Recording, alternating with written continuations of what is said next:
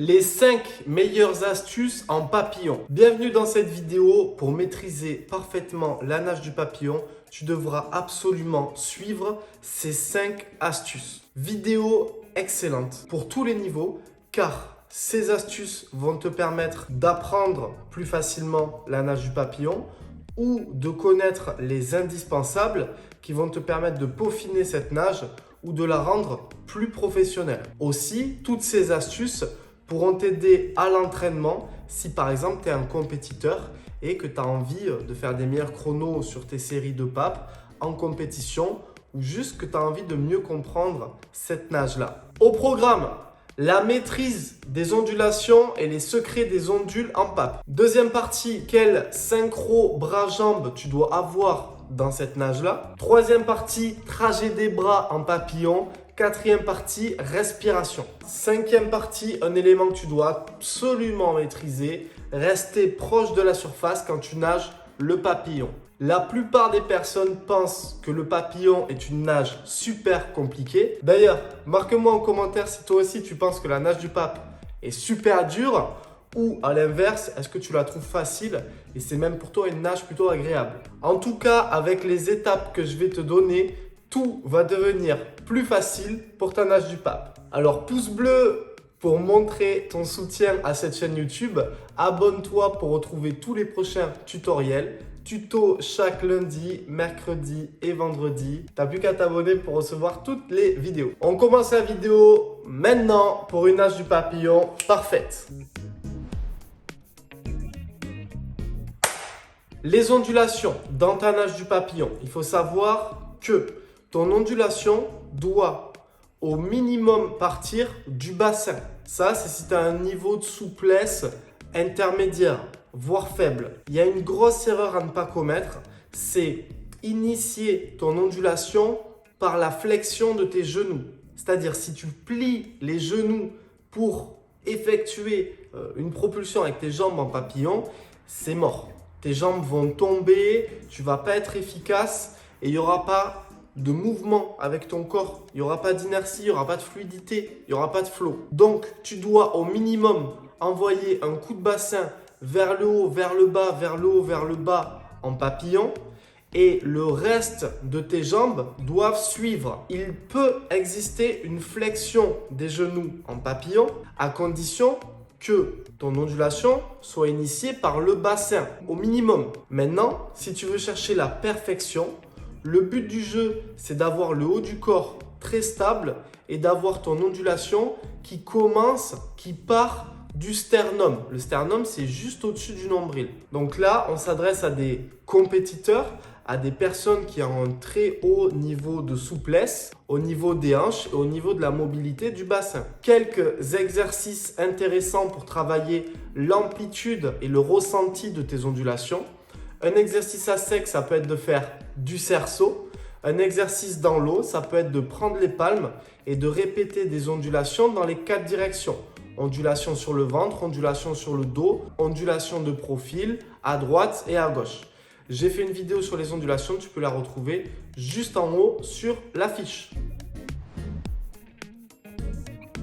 Deuxième partie, la synchro bras-jambes en papillon. Ce qu'il faut savoir, c'est que un mouvement de bras égale 2 ondulations. L'ondulation qu'on a vue sur la partie juste avant. Tu vas passer un mouvement de bras et on verra après comment organiser ta respiration et le passage de tes bras. Et pour ce passage de bras, tu dois faire 2 ondules. Les ondules, elles interviennent à un moment précis. Une première ondule lors de la traction des bras sous la surface. Une deuxième ondule pour équilibrer ta nage et effectuer une période de glisse.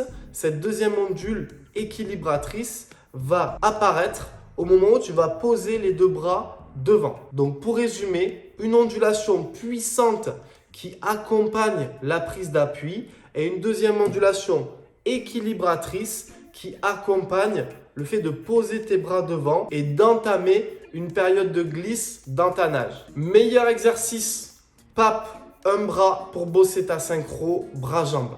Encore une fois, j'ai fait une vidéo sur le sujet, tu peux la retrouver juste là-haut.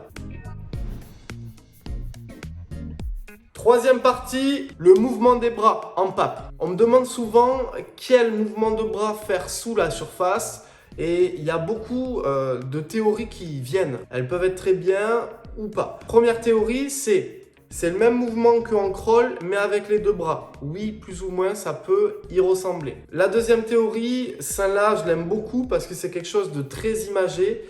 Vous allez faire sur le trajet des bras sous la surface en pape une serrure. Vous savez, les petites serrures comme ça là. Ben, vous allez faire la même chose.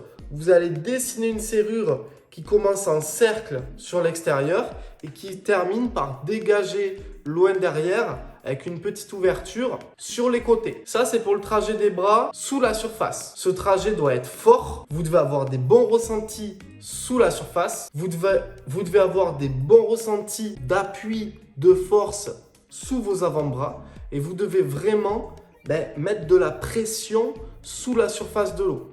Puisque cette pression accompagnée avec une grosse ondulation va vous permettre ensuite de sortir les bras hors de l'eau. Parlons du trajet des bras hors de l'eau.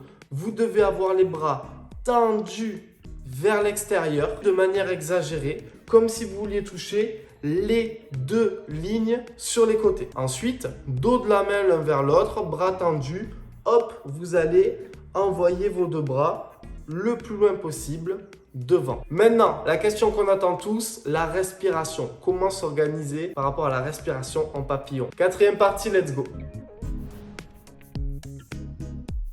Respiration en papillon. Je te conseille d'inspirer tous les deux coups de bras. L'inspiration se fait proche de la surface. Tu dois envoyer ta tête vers l'avant comme ceci au moment où tu fais ta prise d'appui. Au moment de ton premier appui, celui qui va être allié d'une ondulation et celui qui va te permettre de te dégager hors de l'eau, tu vas placer ton inspiration. Menton vers l'avant, inspiration très proche de la surface.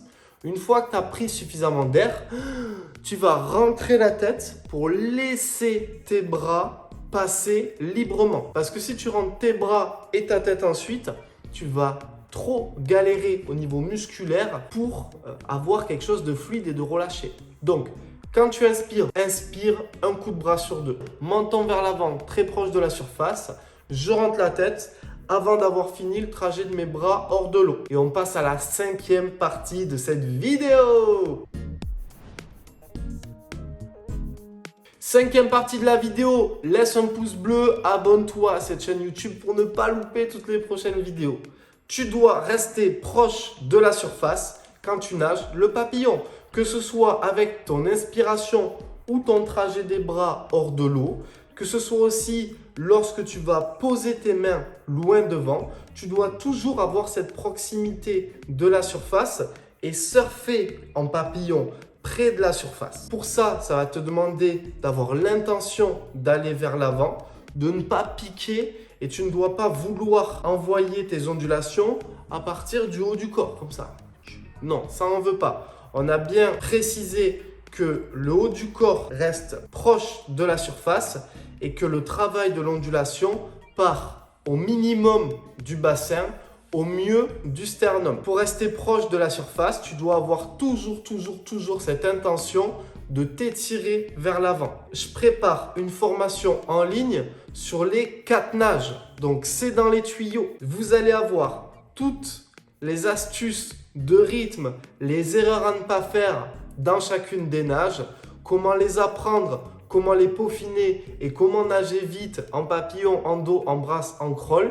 Donc, si vous avez un intérêt pour cette formation, marquez-moi votre intérêt en commentaire, le pouce bleu. Moi, ça me permettra de me motiver à faire la meilleure qualité possible. On verra aussi le rythme dans chacune des nages, etc. Les transitions, les virages, tout ça. Donc, si vous êtes intéressé par le 4 nages, cette formation devrait vous plaire. J'en dis pas plus. Je vous dis à très bientôt pour une prochaine vidéo. C'était Malcolm. Ciao!